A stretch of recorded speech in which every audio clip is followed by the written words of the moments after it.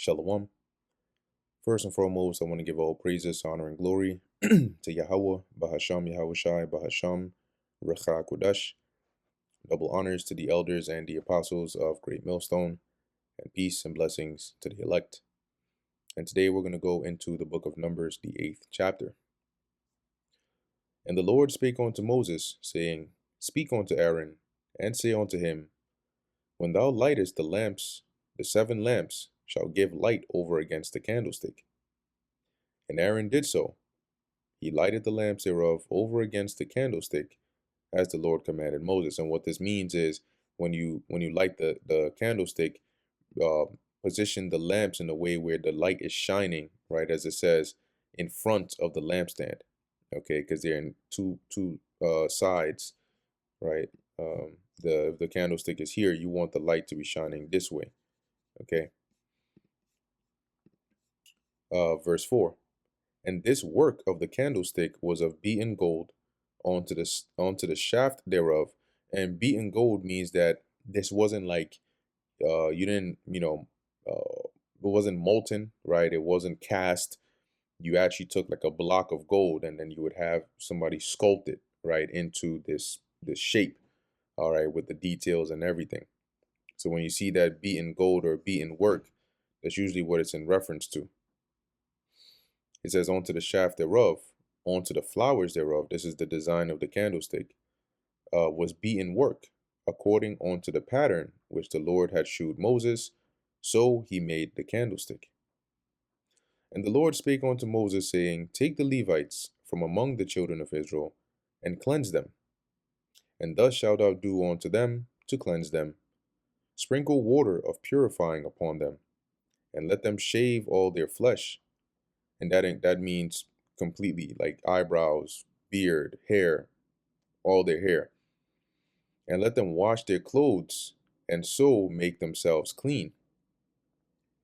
Then let them take a young bullock with his meat offering, even fine flour mingled with oil, and another young bullock shalt thou take for a sin offering. And thou shalt bring the Levites before the tabernacle of the congregation, and thou shalt gather the whole assembly of the children of Israel together. And thou shalt bring the Levites before the Lord, and the children of Israel shall put their hands upon the Levites. Now, practically speaking, right, with the mass amount of Israelites there were, we weren't going to have every single individual, every Israelite come and physically put their hand on the Levites. What this meant in practice was the chiefs or the heads that represented the tribes would be the ones who would physically perform this action. Okay, putting their hands upon the Levites. And even at that, they might, even of the Levites, considering they were also a lot, there would likely be some representing, the heads of their families or their households. And then this would signify, right, or symbolize Israel putting their hands on the Levites. Because practically speaking, you're not going to have every single Israelite physically put their hand on the Levites. And Aaron shall offer, and this is like, you would see this was the case in, in matters when it mentioned the children of Israel, doing something as a whole. Like, for example, them putting their hands on the head of the goat for a sin offering. All of Israel couldn't even fit within a certain confinement, let alone them all put their hand on the head of an animal. So there would be some appointed to do it on the behalf of the nation. And Aaron shall offer the Levites before the Lord Yahweh for an offering of the children of Israel, that they may execute the service of the Lord. And the Levites shall lay their hands upon the heads of the bullocks, and thou shalt offer the one for a sin offering, and the other for a burnt offering unto the Lord, to make an atonement for the Levites. And thou shalt set the Levites before Aaron and before his sons, and offer them for an offering unto the Lord. Now, this offering means, you notice it didn't specify. It didn't say a burnt offering, right, or anything of that sort, because what this means is they were being presented, right, to be offered to the Lord, not like being sacrificed or anything like that. Thus shalt thou separate the Levites from among the children of Israel, and the Levites shall be mine. And after that shall the Levites go in to do the service of the tabernacle of the congregation. And so because then they would be, consecrated and basically separated to the Lord.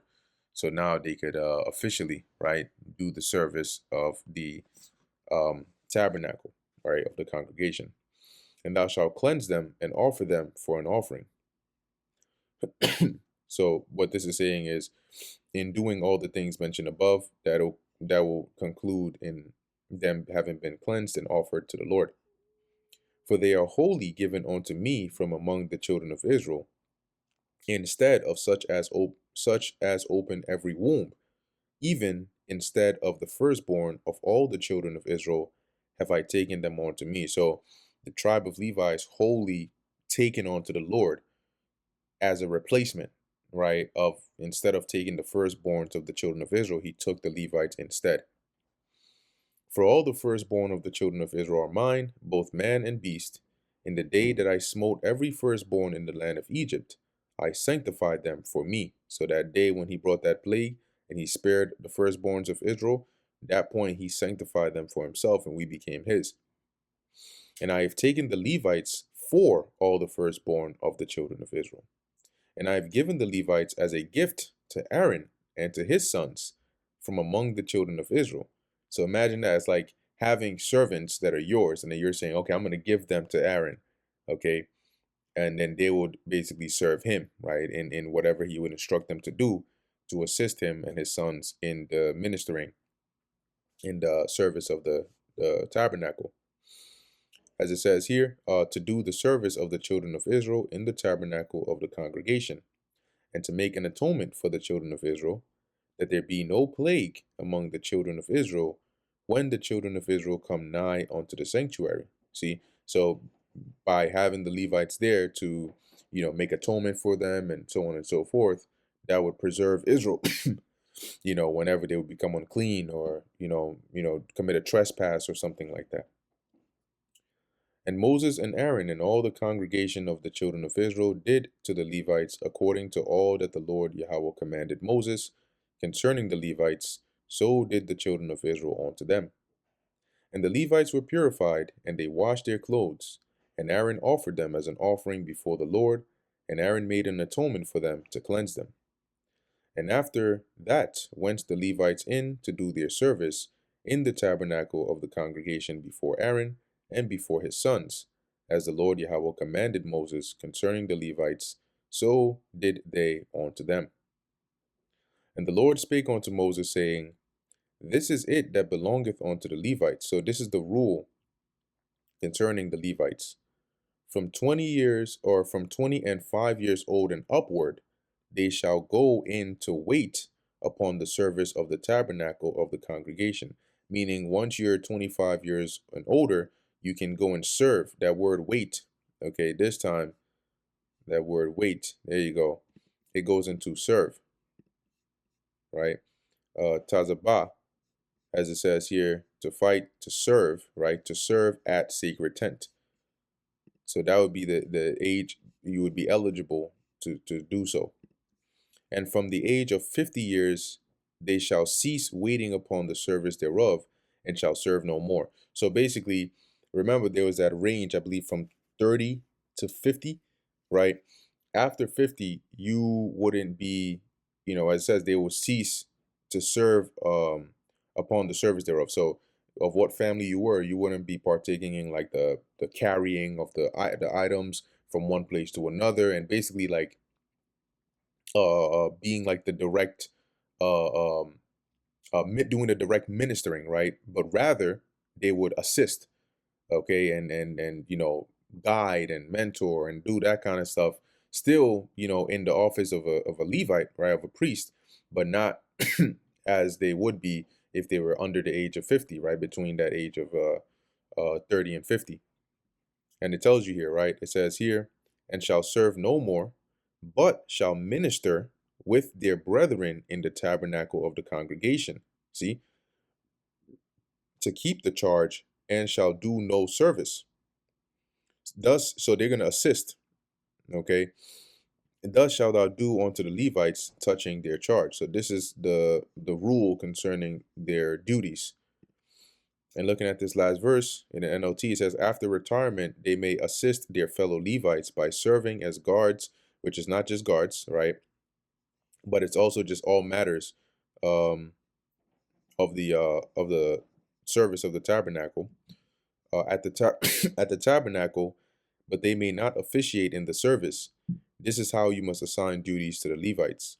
NIV, they may assist their brothers in performing their duties at the tent of meeting, but they themselves must not do the work. This, then, is how you are to assign the responsibilities of the Levites. And that brings us to the end of the book of Numbers, the 8th chapter. Lord willing, that was edifying to the elect. In closing, I want to give all praises, honor, and glory to Yahweh, Bahasham, Yahweh Shai, Bahasham, Racha Kodesh. And till next time, Shalom.